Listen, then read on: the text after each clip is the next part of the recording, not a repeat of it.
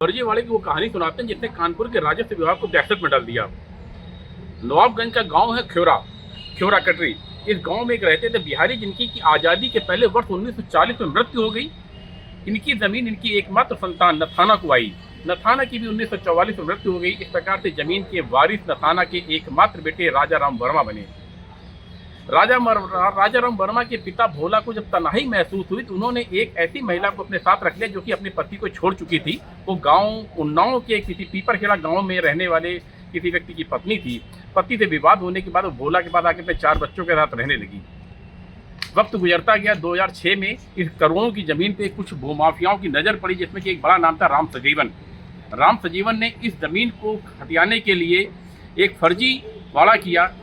भोला के साथ रहने वाली महिला जिसका कि नाम राम जानकी था, उसको भोला की पहली पत्नी नथाना की सगी बहन बताते हुए जमीन का 1/2 का हिस्सेदार बनाया। जब ये मामला खुला तो ये भनक कानपुर के कुख्यात अपराधी के रूप में शामिल हो रहे कथित अधिवक्ता दीनू उपाध्याय तक पहुंची। उन्होंने जमीन को हथियाने के लिए राम सजीवन से साठगांठ करी और इस जमीन का एक फर्जी एग्रीमेंट बनाया, जिसे पुलिस ने 5 लोगों को अभियुक्त बनाया है। 2 गवाह भी इसमें अभियुक्त हैं।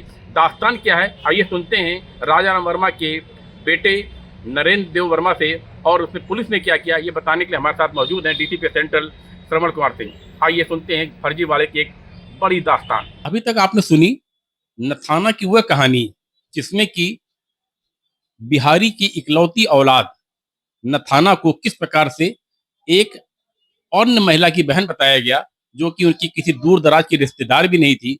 कूट रचित दस्तावेजों के जरिए कैसे जमीन हड़पने की एक साजिश हुई। इस साजिश में कानपुर शहर के बड़े बड़े भूमाफिया शामिल हुए। इस कहानी को जानने के लिए हमारे साथ मौजूद हैं नथाना के पौत्र श्री नरेंद्र देव वर्मा जी। आइए नरेंद्र देव वर्मा जी से सुनते हैं इस दास्तान में उनके परिवार में कैसे क्या गुजरी। नरेंद्र जी, बहुत बहुत स्वागत है आपका भास्कर परिवार में। और हम जानना चाहेंगे क्या दास्तान थी, कैसे थी, क्या कैसे कहानी शुरू हुई है, हमको बताइए। ये हमारी जमीन थी, एग्रीकल्चर खेती की जमीन, कृषि भूमि। ये मूल रूप से बिहारी के नाम से दर्ज थी। बिहारी का निधन 1943 में हो जाता है और कुछ भूमाफिया उस समय भी एक्टिव हुए थे, तो जमीन हड़पना चाहते थे। लेकिन बिहारी की एक मात्र लड़की नथाना थी। उन्होंने उस जमीन को अपने हक में लेने के लिए एक 18/2000 1945 का एक वाद दाखिल किया था। उसमें ये जमीन 1948-49 के आसपास पिताजी के नाम पर आ गई थी, क्योंकि नथाना का निधन 1945 में हो चुका था। इसके बाद 2002 तक जमीन पिताजी के नाम पर बनी रही और 2003-6-7 के आसपास एक भूमाफिया गैंग, कानपुर का बहुत बड़ा भूमाफिया गैंग, इसमें फर्जी खतौनी पर एक मरी हुई महिला का नाम, जिसका नाम राम जानकी था, उसको दर्ज करवाकर उसके वारिसानों से मुकदमा चालू कराया। और हम मुकदमा दर्ज होने चालू होने के बाद जब पिताजी को जानकारी हुई, तब उन्होंने उसको विरोध किया और विरोध करने के स्टेज पर कानपुर कोर्ट में वो जीते, फिर लखनऊ कोर्ट में राजस्व परिषद में जीत करके आए, फिर हाई कोर्ट इलाहाबाद में जीत करके आए। और उसके बाद जब इनको लोगों का बस नहीं चला, तब इसी गैंग ने सब एक सुनियोजित षड्यंत्र रच करके पिताजी की हत्या 21 दिसंबर 2022 में करवा दी गई। 31 मई 2024 को एक एग्रीमेंट किया, जो 5 अधिवक्ताओं के नाम पर एग्रीमेंट करा दिया गया, वो भी फर्जी है। उसकी भी मेरे द्वारा नवाबगंज थाने में FIR दर्ज की गई है और उस पर विवेचना चल रही है, विचाराधीन है। ये अधिवक्ता कौन कौन है जिन्होंने फर्जी एग्रीमेंट किया है? धीरज उपाध्याय नाम के अधिवक्ता हैं, आलोक शर्मा हैं, एक कोई भदौरिया जी हैं, और एक जमीन जिसको कि हथियाने के लिए 50 साल पुराने कागजातों में हेराफेरी करी जाती है। 2006 में 1953 के कागजात बनाए जाते हैं और विमला देवी नामक एक महिला की दूर दराज से कहीं भी रिश्ते में नहीं थी भोला जी के साथ में, उसको उनकी दूसरी पत्नी बता करके चंद लोगों को इस जमीन का विधिक उत्तराधिकारी बनाया जाता है और 40 बीघे जमीन का 1/8 हिस्सा हड़पने के लिए कानपुर कचहरी के 5 दबंग अधिवक्ताओं के नाम एक फर्जी एग्रीमेंट किया जाता है, जिसका कि मुकदमा न्यायालय में विचाराधीन है। आइए इस मामले में हम बात करते हैं कानपुर शहर के डीसीपी सेंट्रल SK सिंह से, जो कि इस मामले की विवेचना स्वयं कर रहे हैं। देखिए, ये नवाबगंज में एक मुकदमा लिखा हुआ है, जो पिछली साल दिसंबर में लिखाया गया था। और क्राइम नंबर है 363/24। ये जो मुकदमा लिखाया गया था, उस मुकदमे के आधार पे जब इसकी तफ्तीश हुई तो पता ये चला कि एक यहाँ पे मिस्टर नथाना के जो फादर थे, वो यहाँ पे थे। उनकी जो पूरी फैमिली थी, उनकी बेटा नहीं था, तो वो यहाँ पे आए। उनकी जो बेटी थी जिससे शादी हुई भोला की, और भोला की शादी के बाद जब उनके लड़के हुए मिस्टर राजा राम, तो वो उनको चूँकि उस पैरेंटल से उनको पूरी प्रॉपर्टी मिली थी, और उस प्रॉपर्टी के आधार पे उनका क्लेम बनता था। लेकिन बीच में एक महिला की एंट्री होती है जो भोला के थ्रू आती है, और महिला का नाम था रामजन।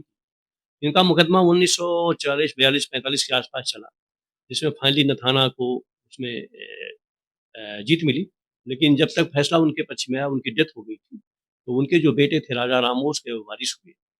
लेकिन फिर एक महिला जो राम जानकी थी, जिसको ये बताया गया कि वो भोला की रही है और वो भी नथाना की सगी बहन, वहाँ से डिस्प्यूट पैदा होता है। और 1953 में के आधार पे 2004 या 5 के आसपास डॉक्यूमेंट में हेरा-फेरी की जाती है। जो इनके बेटे जो राजाराम के बेटे थे, उनको 2006 में जब वो कोर्ट में केस जाता है, तब उनको पता चलता है कि एक एंट्री रेवेन्यू रिकॉर्ड में की गई है, जो 1953 का हवाला दिया गया है।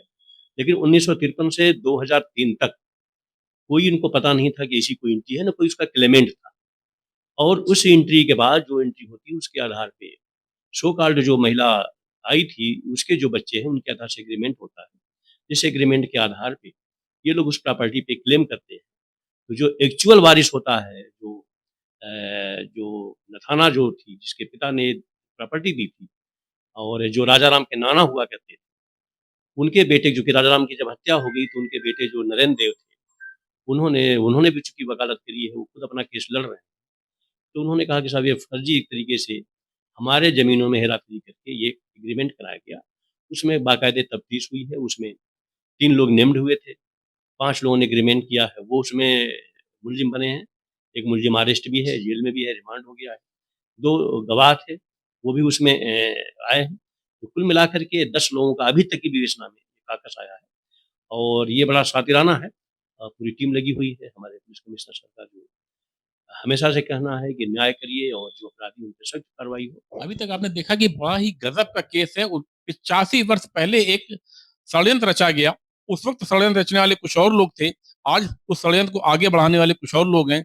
2006 में इस षड्यंत्र का एक नया हिस्सा आया और कानपुर पुलिस कमिश्नरेट ने 85 साल पुराने षड्यंत्र को आज की घटना कड़ी से जोड़ते हुए अपराधियों को शिनाख्त करी है। एक दबंग अधिवक्ता जिनका कि नाम धीरज उपाध्याय उर्फ दीनू उपाध्याय है, तमाम मामलों में चर्चित रहे हैं, अपराधी हैं, बड़े अपराधी हैं, उनको पुलिस ने जेल भेजा है। बाकी अन्य लोगों की गिरफ्तारी के लिए प्रयास हो रहे हैं।